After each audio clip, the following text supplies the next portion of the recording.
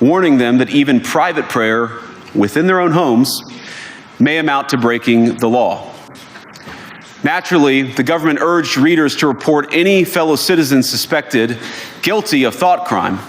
In Britain and across Europe, free speech, I fear, is in retreat. J.D. Vance gave a pretty in-your-face speech on the subject of free speech as well as immigration and a variety of fronts in the new culture war between the United States of America and Europe. Who's going to win? National populism or entrenchant centralizing bureaucracies? Or will some glorious new alliance form where people individually connect with God and form society, civic life and community around the basis of those time-tested, time-honored, and perhaps even timeless principles? Let's get into J.D. Vance's speech.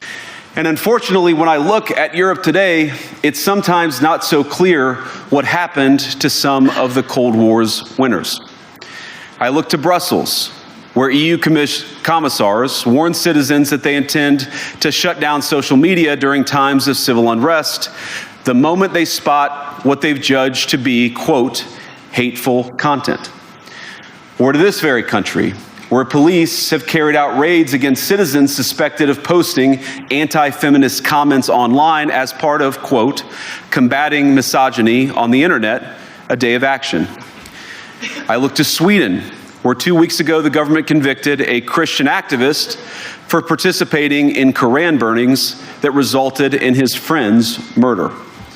And as the judge in his case chillingly noted, Sweden's laws to supposedly protect free expression do not, in fact, grant, and I'm quoting, a free pass to do or say anything without risking offending the group that holds that belief. And perhaps most concerningly, I look to our very dear friends, the United Kingdom, where the backslide away from conscience rights has placed the basic liberties of religious Britons in particular in the crosshairs. A little over 2 years ago, the British government charged Adam Smith Connor, a 51-year-old physiotherapist and an Army veteran, with the heinous crime of standing 50 meters from an abortion clinic and silently praying for 3 minutes. Not obstructing anyone, not interacting with anyone, just silently praying on his own.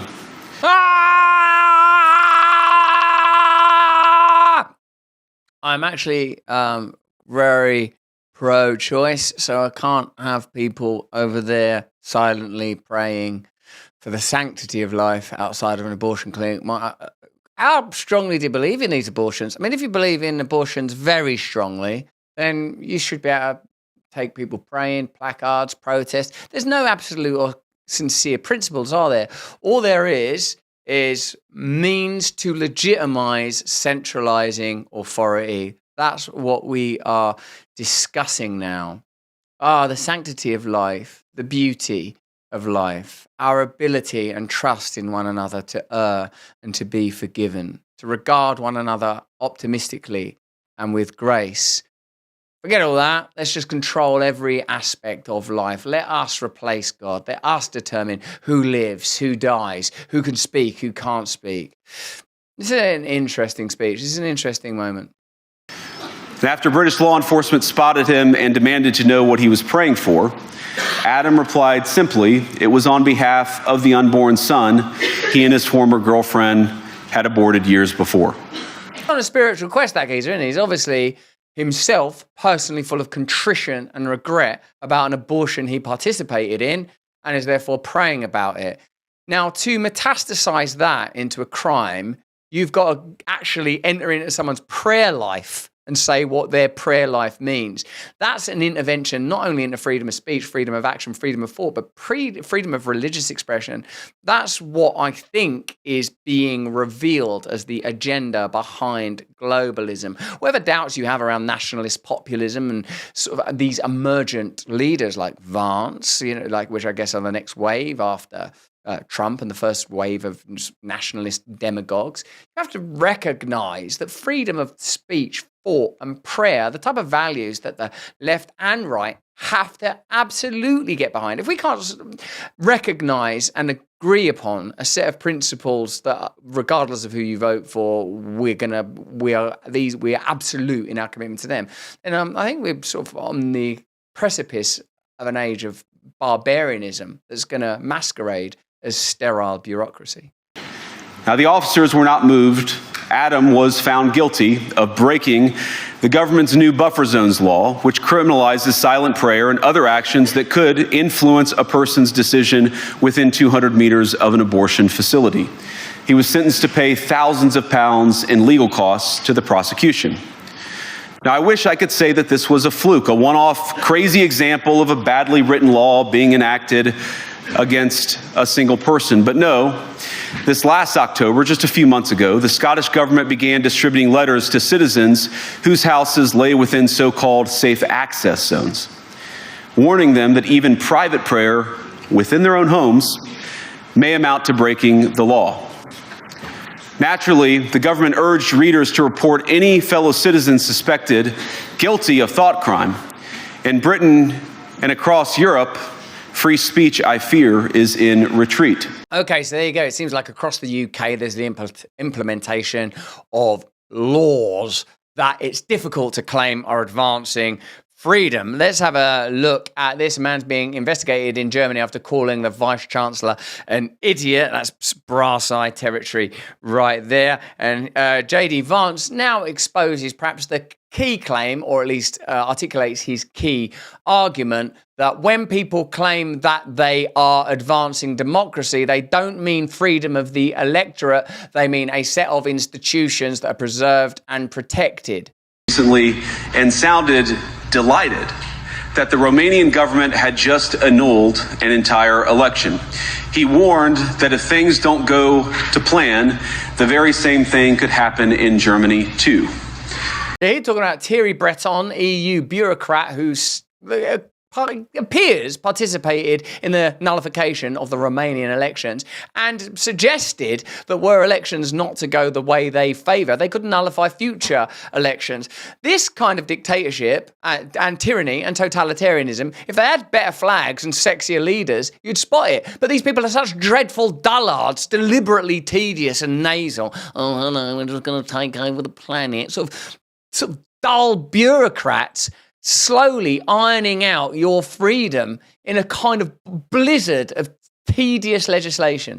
Some companies stand for diversity quotas and ESG scores. 1775 Coffee stands for bold flavour, real quality, and the kind of work ethic that would get half of DC fired on day one. If your morning fuel should actually taste like coffee and not like the liquid equivalent of Biden's farts, you're in the right place. Dark roast hits harder than a Trump tariff. Medium roast keeps it bold without the bitterness.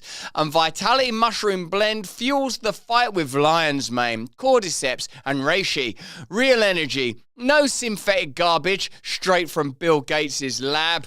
Yeah, real coffee for real Americans. Like me. Weak coffee is for the weak, and at Rumble, weak has never been part of the mission. No fillers, no shortcuts, and proudly backed by a platform that does not cut corners, water things down, or settle for mediocrity. For pods, whole bean, or ground coffee, head to 1775coffee.com, use the code BRAND for 15% off. Now, these cavalier statements are shocking to American ears. For years, we've been told that everything we fund and support is in the name of our shared democratic values. Everything from our Ukraine policy to digital censorship is billed as a defense of democracy. But when we see European courts canceling elections and senior officials threatening to cancel others, we ought to ask whether we're holding ourselves to an appropriately high standard.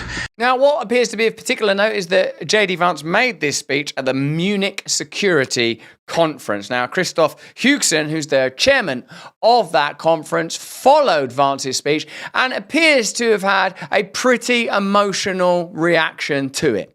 It started as a transatlantic conference. After the speech of Vice President Vance on Friday, we have to fear that our common value base is not that common anymore.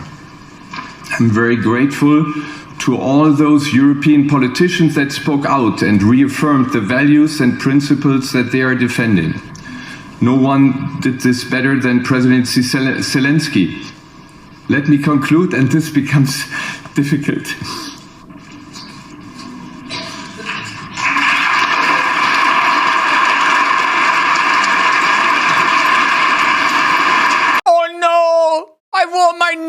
special jacket for this. I've worn this jacket that shows that I'm sympathetic to a variety of cultures while I'm trying to shut down free speech and advocate for forever wars against Russia that cannot be won. Oh. Listen, whatever you think about Trump and Vance and the MAGA movement, these geezers have been elected on a pretty powerful mandate in every conceivable way. Popular vote, college vote, Senate, Congress, every conceivable way. And that was with, it seemed to me, a near media blackout, an immersive, nefarious coverage.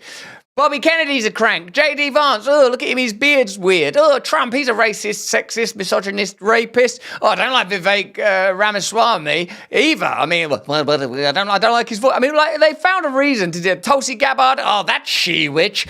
All of these people, Elon Musk, like the endless criticisms of this coterie of fascinating, emergent figures who we'll have to judge on the basis of the way they govern. But the legitimacy of those that oppose them has been utterly fractured through years of banality and corruption and hysteria and deception and ineptitude when it comes to subjects like immigration, censorship, surveillance, the handling of the pandemic. They've got no foundation to condemn anybody from. They've got no foundation to be sending people to war. And yet these are the kind of things that we're discussing. When that dude there weepily says that Europe and America are parting ways, one of the ways in which this fracture is observable is the United States, it seems, have no further appetite to facilitate the Ukraine-Russia conflict, and Europe does. So let's try and focus on what's actually happening, not on Nehru jackets and lachrymose declarations. But that's just what I think. Why don't you let me know what you think in the comments and the chat? Hey, thanks for watching. If you want to see more uncensored content where free speech can flourish, join our live stream. Click the link right here to watch the next video if you want to, or become a member of a growing movement. Download the Rumble app and you'll be informed every time we make a new piece of content. Stay free.